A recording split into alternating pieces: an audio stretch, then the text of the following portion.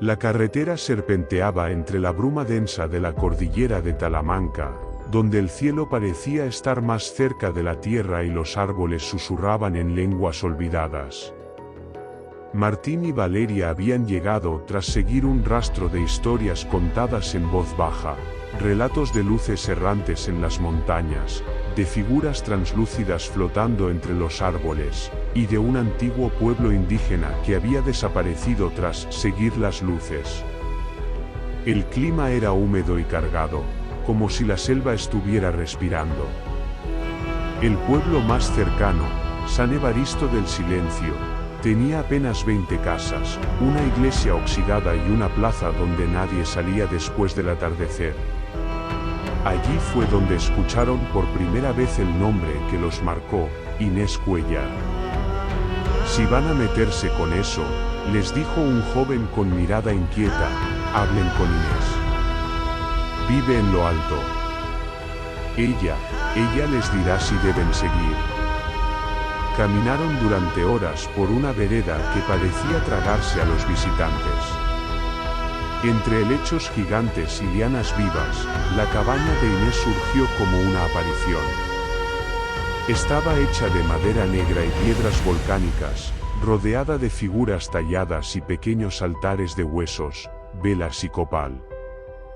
Inés, de cabello blanco y ojos hundidos, lo recibió sin sorpresa. Ya los esperaba, dijo sin preguntar nombres. Las luces han vuelto. Y no vienen solas. Su voz era áspera, pero cada palabra parecía pesar como si arrastrara siglos. Les sirvió una infusión amarga y les pidió que escucharan.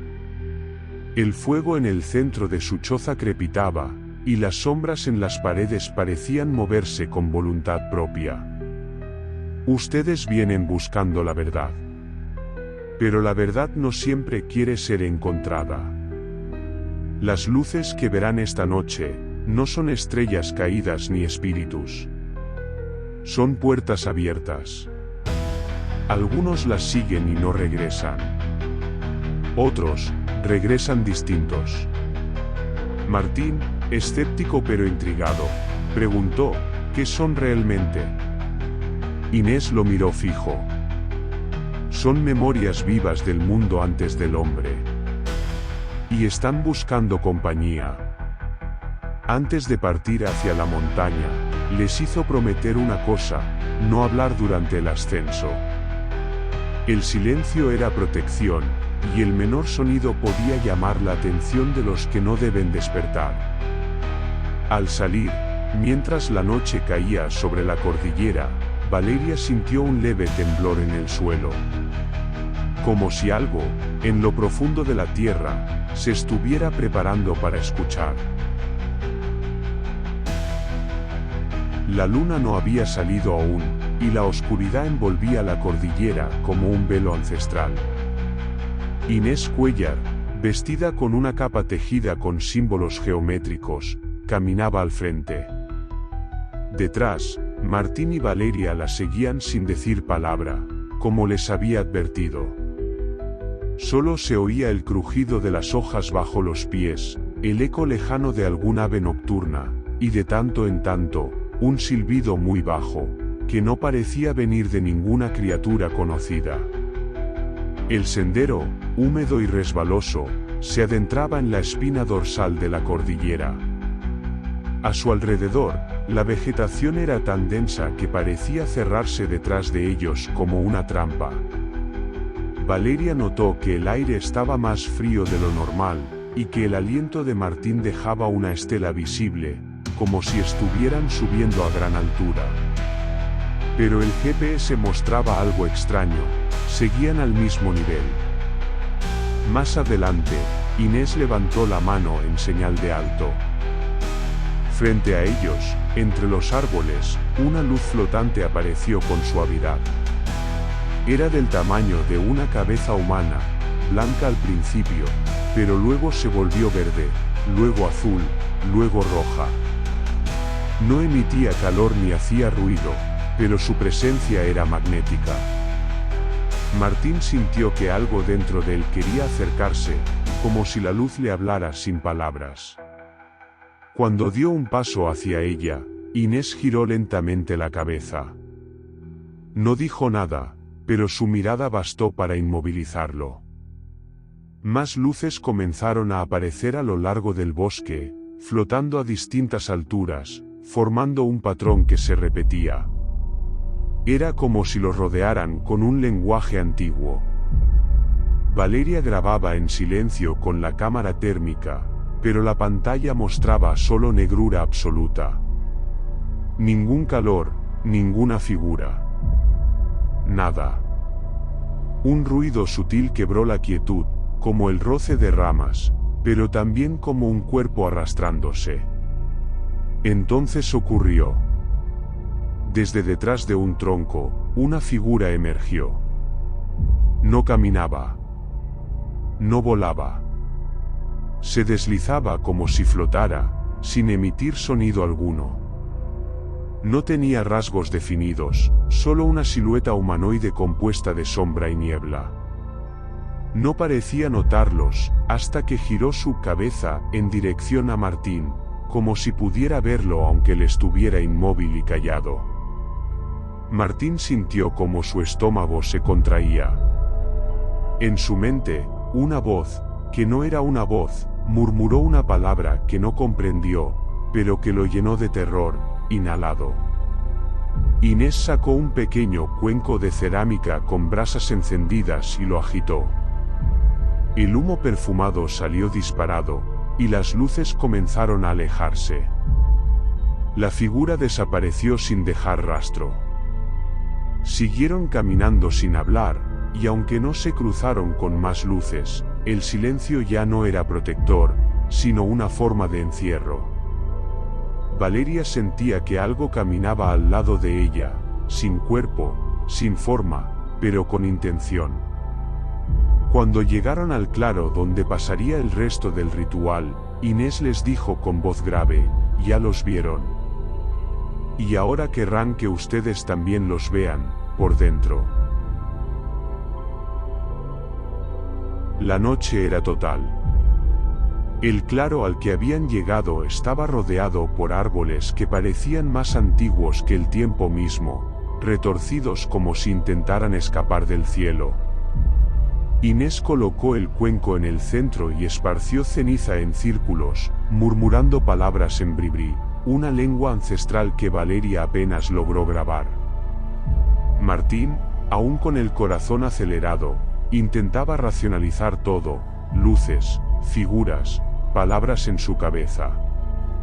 Pero cuanto más lo pensaba, más sentía que su mente se abría a algo ajeno, como si lo paranormal ya no necesitara lógica para filtrarse en su realidad. Inés levantó un espejo antiguo, de marco tallado con rostros humanos. Lo colocó frente al fuego. «Ahora, miren», ordenó. Ambos se inclinaron y vieron sus reflejos, pero algo no cuadraba, sus gestos eran distintos, más tensos, y en los ojos, una sombra se movía detrás de las pupilas. En el reflejo, detrás de ellos, una figura apareció. Pero al girar, no había nadie. Valeria sintió que una vibración le recorría la columna. La cámara se encendió sola, y en la pantalla apareció una imagen en blanco y negro, una silueta sentada al fondo del claro, observándolos. Martín giró de inmediato, pero el lugar estaba vacío. O eso parecía. La voz de Inés volvió, esta vez temblorosa. «Ellos pueden usar nuestros ojos, como ventanas». Martín miró a Valeria. Sus pupilas estaban completamente negras por un segundo. Ella parpadeó, y volvió a la normalidad. «¿Qué viste?», le preguntó, con la voz quebrada. Valeria no respondía. Solo murmuró, «Hay cosas detrás de las estrellas». En ese momento, el espejo comenzó a agrietarse. No por golpes, sino desde adentro, como si algo intentara salir. Una luz surgió por las grietas, pero esta vez no era suave. Era hiriente. Blanca como una explosión, con un zumbido grave que parecía querer penetrar el cráneo. Martín retrocedió. Inés lanzó una mezcla de hierbas al fuego. Las llamas estallaron, el humo lo cubrió todo, y luego, silencio. El espejo había desaparecido. En su lugar, solo quedaba un hueco en la tierra. Y dentro, había algo escrito en letras calcinadas: ya son puertas. Nadie habló. La selva parecía haberse apagado. No había grillos, ni viento, ni siquiera la bruma de antes. Solo el eco de lo imposible. Martín y Valeria sabían que no habían sido testigos de un fenómeno, sino de un mensaje. Y que alguien, o algo, los había elegido para llevarlo consigo. Días después, ya de vuelta en México, Martín revisaba las grabaciones en su estudio, pero muchas estaban corrompidas. Fragmentos sin sonido, imágenes estáticas con interferencias, voces que no recordaba haber captado. Valeria, sentada frente a él, apenas hablaba. Desde su regreso, decía que las luces no se habían quedado en Costa Rica. Que a veces las veía reflejadas en ventanas, espejos, incluso en los charcos de agua. Siempre observándola. Siempre esperando. ¿Y si cruzamos un umbral del que no se puede volver?, preguntó Martín, sin mirarla. Valeria no respondió. Solo señaló su cámara. En la pantalla, detenida en pausa, una figura los miraba desde un rincón del claro, donde juraban no haber visto nada. No era una sombra, ni una falla técnica. Tenía forma. Tenía ojos. Martín intentó borrar el archivo, pero el sistema se reinició solo. La imagen volvió. Inmóvil. Más nítida. Esa noche, soñó con fuego. Pero no un fuego destructivo, sino una llama blanca, suspendida en el aire, que susurraba sin lenguaje. Y al despertar, encontró algo sobre su escritorio, el cuenco de ceniza que Inés había usado, intacto, como si jamás se hubiera perdido en la montaña. En su interior, un trozo de papel ennegrecido con una sola frase escrita en tinta roja: el ojo ya no puede cerrarse. La llama arde en lo invisible. Y lo invisible ha empezado a mirar hacia acá.